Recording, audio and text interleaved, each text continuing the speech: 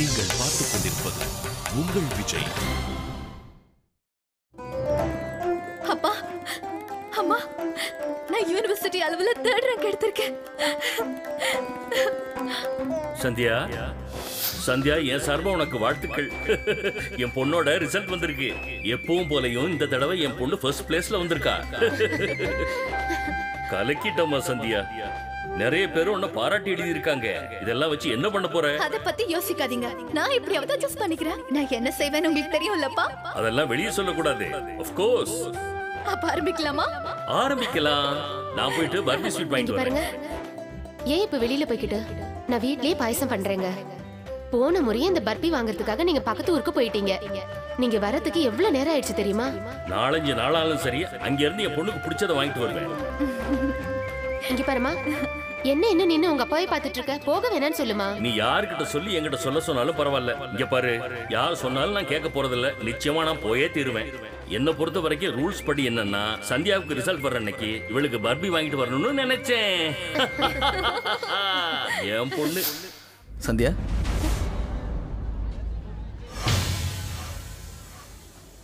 என்னாச்சு? எனக்கு அது இல்ல, இவர்கிட்ட நான் இப்ப எதையுமே சொல்லக்கூடாது. முதல்ல நான் அத்தை கிட்ட தான் உண்மையை சொல்லணும். இல்லைன்னா நான் என் உண்மையை மறைக்க அவங்க புள்ளைய நான் மயக்கிட்டேன்னு மறுபடியும் அவங்க என் மேல கோவப்படுவாங்க. அது ஒண்ணு இல்லைங்க. போலாமா?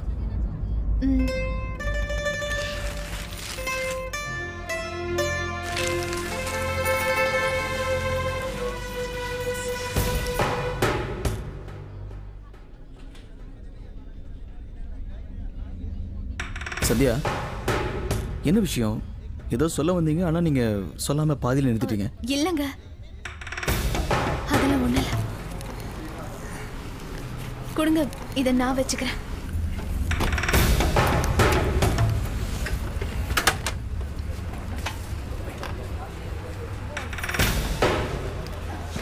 என்னங்க, அது நான் என்ன சொல்ல நினைக்கிறேன்னா, உங்களுக்கு அது கேசர் பர்பி செய்ய தெரியுமா?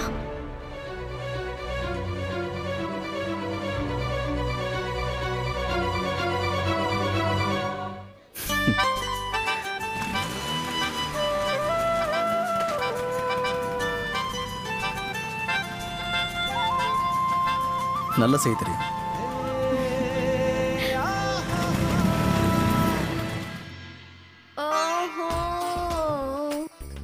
கடவுளே, இந்த இடத்துல ரொம்ப சூடா இருக்கு.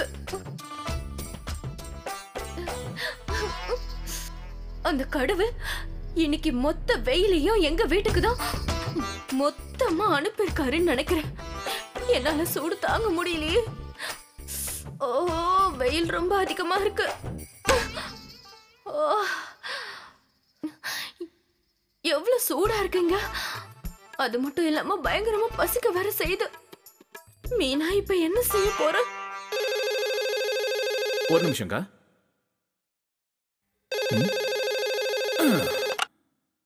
ஹலோ, யார் பேசுறது? அக்கா, உங்களுக்கு என்ன வேணும் சொல்லுங்க. அக்கானால கூப்பிடாதீங்க. அதனால உங்களுக்கும் பாவம் சேரும், எனக்கும் பாவம் சேரும். நான் தான் மீனா பேசுறேன். உங்களோட மீனாங்க.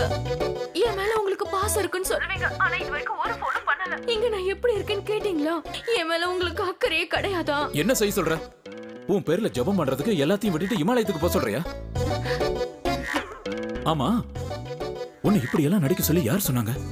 நான் கடையில எவ்வளவு கஷ்டப்பட்டு இருக்கேன் தெரியுமா? சரி சரி, தெரியாம தப்பு பண்ணிட்டாங்க, என்ன மன்னிச்சிடுங்க. இனிமே இந்த மாதிரி தப்பே நான் செய்ய மாட்டேன். எதுக்கு போன் பண்ண? என்னங்க, எனக்கு ரொம்ப பசிக்குதுங்க. பசியால உயிரே போயிடுமோன்னு பயமா இருக்கு. அப்படியா? அப்ப நான் அங்க வந்துடுறேன். என்ன நீ சாப்பிட்ட? ஏண்டி உன் அம்மா வீட்டுக்கு தானே போயிருக்க? அங்க போய் கூட என்ன நிம்மதியா விட மாட்டியா? உன் அம்மா கிட்ட சொல்ல, ஏதாவது செஞ்சு கொடுப்பாங்க. சொன்னா உங்களுக்கு புரியாதுங்க. இங்க இருக்கிற சாப்பாடு எனக்கு சுத்தமா பிடிக்கல. இங்க நெய் கூட இல்லாம சப்பாத்தி செய்யறாங்க, சுத்தமா நல்லா இல்ல. எனக்கு இப்போ உங்க அம்மா கையால செய்யற நெய் லட்டு ஞாபகமாவே இருக்கு. எனக்கு எப்படியாவது நீங்க அங்க இருந்து அந்த நெய் லட்டு மட்டும் எடுத்துட்டு வந்து என்கிட்ட கொடுத்துருங்க.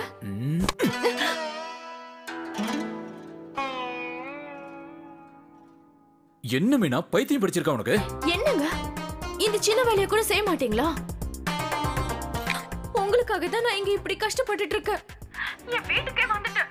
எல்லாரும் என்ன திட்டும் போது அடிக்கும் போது நான் எதுவுமே பேசல. எல்லாமே உங்களுக்காக தானே. அத்தை செத்து போன கருப்பான் பூச்சியை கூட வீட்லயே வச்சுப்பாங்க. ஆனா என்ன இப்படி வெளியே தூக்கி போட்டுட்டாங்க.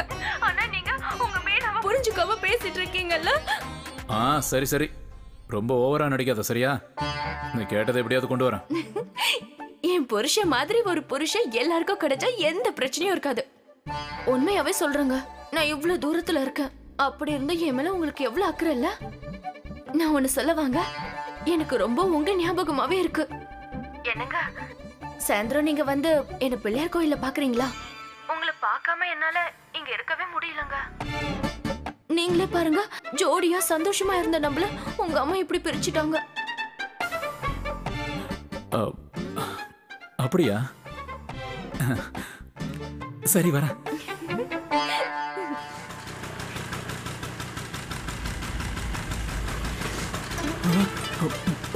அண்ணி வந்துட்டாங்க. அண்ணியா? நீங்க நீங்க என்கிட்ட தான் பேசுறீங்கன்னு அவங்களுக்கு தெரிஞ்சிருச்சா என்ன? எதுவும் தெரியல. நீ போனை வை, நான் அப்புறம் பேசுறேன். நான் போனை வைக்கிறேன். சொல்லுங்க அக்கா, இந்த புடவை உங்களுக்கு பிடிச்சிருக்கா? நீங்கள் ஒன்று பண்ணுங்கள் சந்தியா, இந்த பையை கொண்டு போய் நீங்கள் உள்ளே வைங்க. நான் உங்களுக்கு கேசரி பர்ஃபி செஞ்சு கொண்டு வரேன்.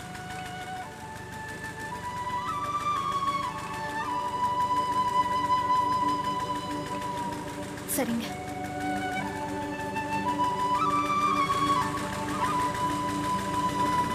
அண்ணி நீங்க வந்துட்டீங்களா? சரி கொடுங்க.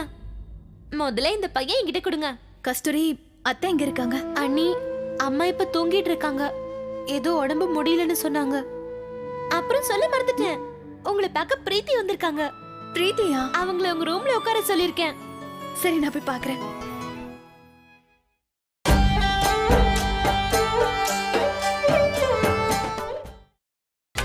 நீங்கள் பார்த்துக் கொண்டிருப்பது உங்கள் விஜய்.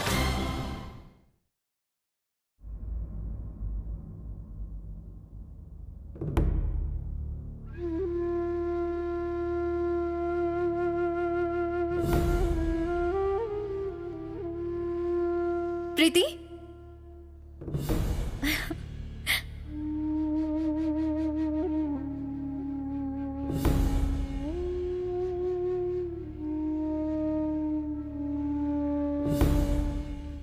உனக்கு ஒண்ணு தெரியுமா சந்தியா? நான் எப்பவும் ஒண்ணு நினைப்பேன். நீ ஒரு பெரிய ஐபிஎஸ் ஆபீசர் ஆனதுக்கு அப்புறம் நீ யூனிஃபார்ம் போட்டு போட்டோ எடுத்து இப்படி மாட்டுவான்னு நினைச்சேன். ஆனா இது சரி, அதெல்லாம் விட இன்னைக்கு சோகமா நம்ம எதுவும் பேச வேண்டாம். ஏன்னா இன்னைக்கு ரொம்ப சந்தோஷமான நாள். உனக்கு தெரியுமா, இன்னைக்கு நம்ம ரிசல்ட் வந்திருக்கு. என்ன தலையாட்டுற? போய் ஸ்வீட் ஏதாவது கொண்டு வந்து கொடு. உனக்கு மெரிட் கிடைச்சிருக்கு. நம்ம ஊர்லயே செகண்ட் இயர் எக்ஸாம்ல நீ தான் 3rd ரேங்க். கங்க்ராச்சுலேஷன். சரி, இப்போ ஒன்னு சொல்லு, ஃபியூச்சரை பத்தி என்ன யோசிச்சிருக்க? சொல்லு சந்தியா.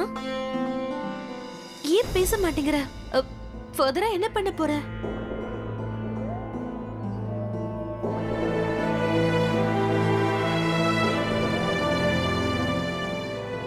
ஒண்ணுமே இல்ல. ஒண்ணுமே இல்லையா? ஒண்ணுமே இல்லைன்னா என்ன அர்த்தம்? சந்தியா, எத்தனையோ லட்சம் பேர் இந்த எக்ஸாம் எழுதுனாங்க. அவ்வளவு பேர்ல நீ தான் டாப் 3 வந்திருக்க. டாப் 3. ஆனா ஆனா நீ என்னடானா ஒண்ணும் இல்லைன்னு சொல்ற?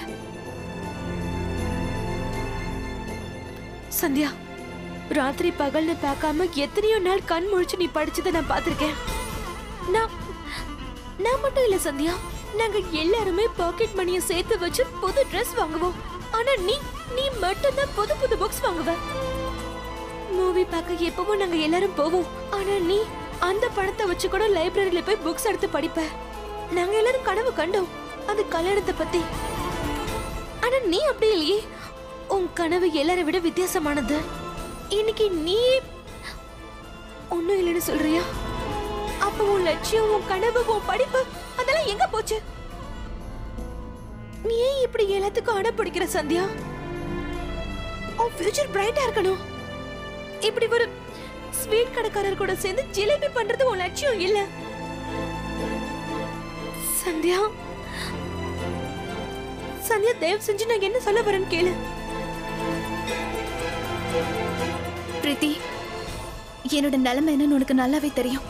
அப்படி இருக்கும்போது ஏன் தேவையில்லாம இதை பத்தி பேசுற? இது பேசுறதுனால எனக்கு வேதனை தான் மிஞ்சும். கிரேட். என் பழைய சந்தியா இன்னும் உயிரோட தான் இருக்கா. ஏன்னா நான் இப்ப பேசினதை நினைச்சு நீ கொஞ்சமாவது வருத்தப்பட்ட. கஷ்டமா இருந்தாலும் சரி. இதுக்கு அர்த்தம் என்னன்னு தெரியுமா உனக்கு? இதுக்கு முன்னாடி இருந்த சந்தியா மட்டும் இல்ல, அவளோட லட்சியமும் உயிரோட தான் இருக்கு.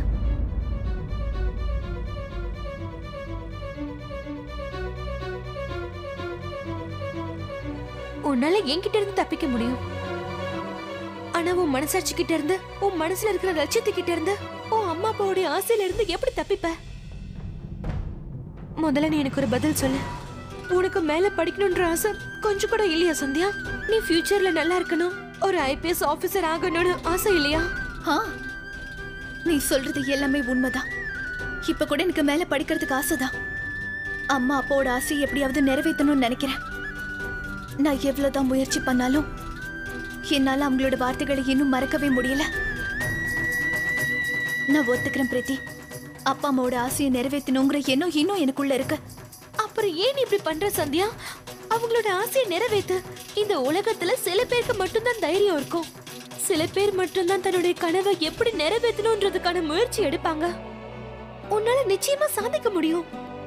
என்னால முடியும்னு சொல்றதுக்கும் என்னால முடியும்னு நினைக்கிறேன்னு சொல்றதுக்கும் நிறைய வித்தியாசம் இருக்கு. இனி இந்த கனவு நிச்சயமா நினைவாகாது. ஏன் நீ முடியாதுன்னு சொல்ற? இதுக்கு முன்னாடி நீ தானே சொன்ன உன் புருஷன் கம்மியா படிச்சிருந்தாலும் அவர் ரொம்ப நல்ல மனுஷன்னு. உனக்கு புரிஞ்சு பாருன்னு சொன்னல. அப்படின்னா நீ அவர்கிட்ட பேசி பாரு. மேல படிக்கணும்ன்றது உன்னோட லட்சியம்ன்றது அவர்கிட்ட சொல்லு. பிரீத்தி, உனக்கு நிறைய விஷயங்கள் தெரியாது. இந்த வீட்டோட கல்ச்சர் ரொம்ப டிஃப்ரெண்ட். கல்யாணத்துக்கு அப்புறம் என்னோட படிப்பை பத்தி நான் கனவுல கூட நினைச்சு பார்க்க முடியாது. நான் ஒரு படிச்ச பொண்ணுங்கிற விஷயம் இந்த வீட்ல இந்த நிமிஷம் வரைக்கும் யாருக்குமே தெரியாது. ஒருவேளை தெரிஞ்சிடுச்சுன்னா அப்புறம் என்ன நடக்கும்னு எனக்கு தெரியாது. இந்த வீட்ல இருக்கிறவங்களுக்கு என்ன பத்தி நான் உண்மையை சொல்லணும்னு நினைக்கிறேன். நான் படிச்ச பொண்ணுங்கிற விஷயம் அவங்க தெரிஞ்சுக்கணும். ஆனா ஆனா எப்படி சொல்றது? எனக்கு எதுவுமே புரியவே இல்லை. நிறைய முறை அவங்க கிட்ட சொல்றதுக்கு நான் முயற்சி செஞ்சு பார்த்தேன். ஆனா என்னால சொல்ல முடியல. எனக்கு புரிஞ்சிருச்சு உன்னோட பயத்துக்கு காரணம் என்ன. ஸ்வீட் கடை வச்சிருக்கிற ஒருத்தர் தன்னோட பொண்டாட்டி முன்னேறினா அவருக்கு பிடிக்காதுன்னு நினைக்கிறேன். ஆம்பளைங்களோட ஈகோவை பத்தி தானே நீ பயப்படுற? அதுவும் இல்லாம உன் புருஷன் ஆஃப்டர் ஆல் ஸ்வீட் கடைக்காரரு. சோ அவரோட ஈகோ ஒண்ணு எப்படியாவது. இல்ல பிரீத்தி, அவருக்கு ஈகோலாம் எதுவுமே கிடையாது. அவரு ரொம்ப சிம்பிள், சாதாரணமா தான் இருப்பாரு.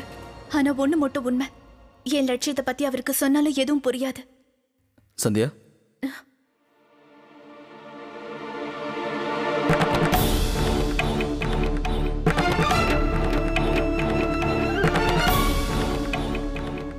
ஏன் புரிஞ்சுக்க முடியாதுன்னு சொல்றீங்க? நிச்சயமா உங்களுக்கு பார்க்க பலமா இருக்கு.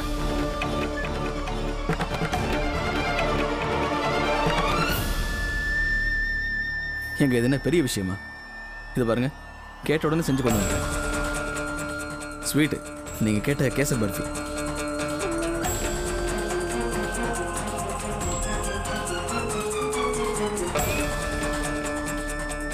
இது என் கையாலேயே உங்களுக்காக செஞ்சு கொண்டு வந்தேன்.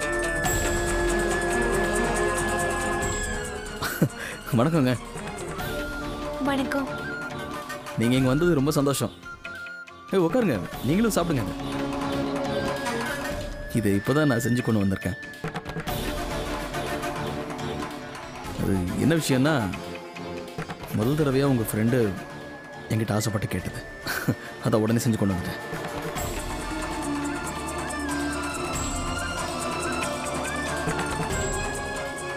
சூர்யா,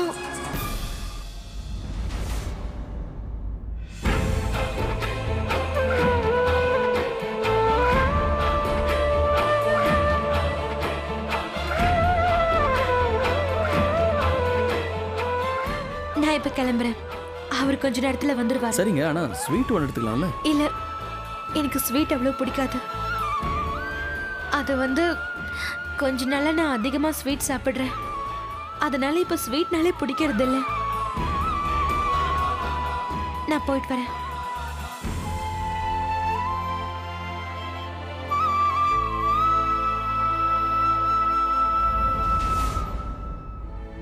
என்னங்க உங்க ஃப்ரெண்டு கொஞ்சம் கோவமா பேசிட்டு போற மாதிரி இருக்கு.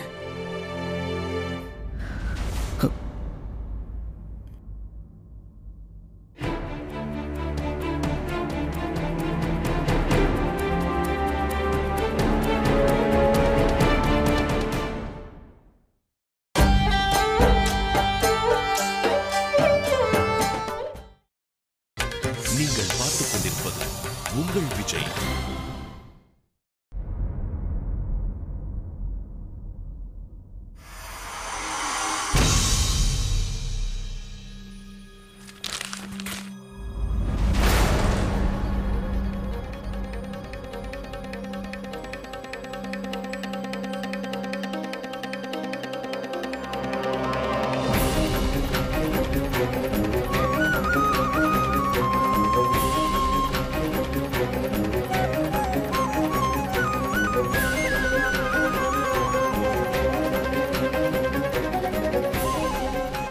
இன்னைக்கு சவிதாவோட ரிசல்ட் வந்திருக்குல்ல?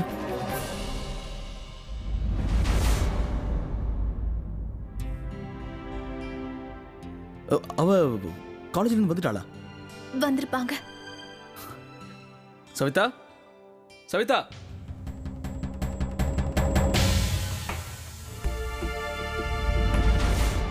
நான் ஃபெயில் ஆயிட்டேன்ற விஷயம் மட்டும் அம்மாக்கு தெரிஞ்சது என்ன அவங்க கொன்னுடுவாங்க.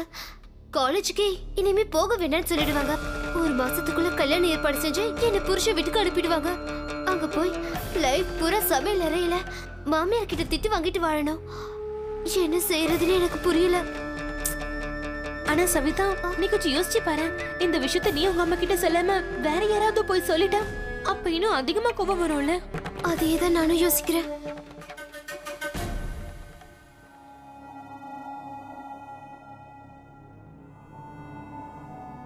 சவிதா,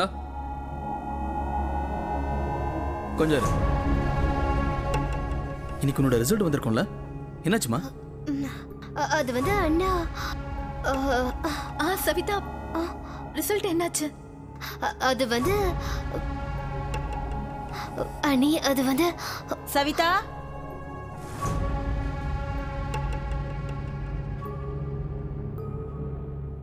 ஏன் கேக்குற கேள்விக்கு பதில் சொல்ல மாட்டேங்கிற? என்ன பரீட்சையில ஃபெயில் ஆயிட்டியா? அதெல்லாம் இல்லங்கம்மா, நான் ஃபெயில் எல்லாம் ஆகல. எனக்கு 83% வந்திருக்கு. உங்களுக்கு வாழ்த்துக்கள். நான் போய் எல்லாருக்கும் ஸ்வீட் எடுத்துட்டு வரேன். ரொம்ப நல்லது. அப்பா விநாயகா,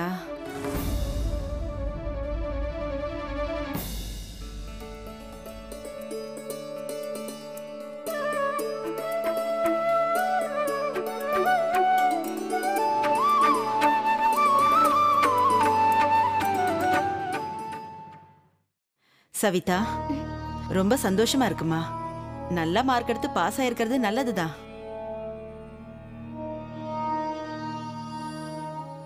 ஆனா ஒரு பொண்ணோட உண்மையான படிப்பு சமையல் அறையில தான்.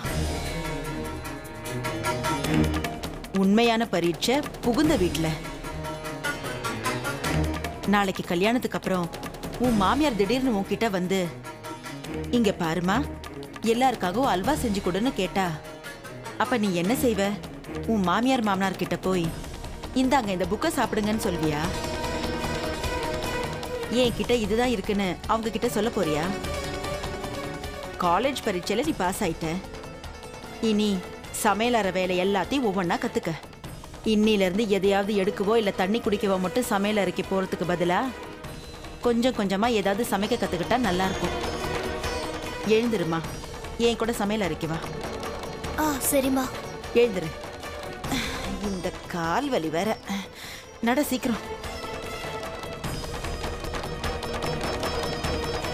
ஒரு நிமிஷம். என்னங்க?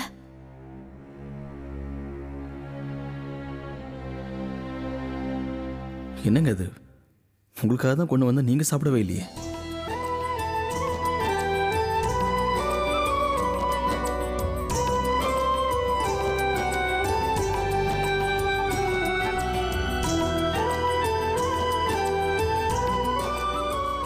உன் புருஷன் அதிகமா படிக்கலனாலும் அவரு ரொம்ப நல்லவர்னு நீ தானே என்கிட்ட சொன்ன. உன்னை புரிஞ்சுப்பாருன்னு சொன்னல, அப்ப அவர்கிட்ட பேசி பாரு. மேல படிக்கிறது உன் லட்சியன்ற விஷயத்த அவர்கிட்ட சொல்லு.